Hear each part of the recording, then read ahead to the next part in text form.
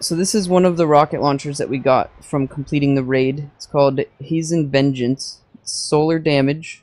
It's different scope modes.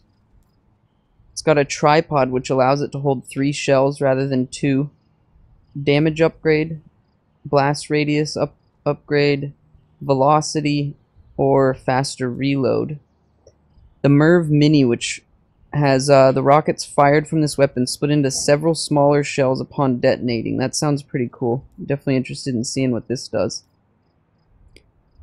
And the rest are damage. Oh, there's an Oracle bonus in the Vault of Glass, and the rest are all damage.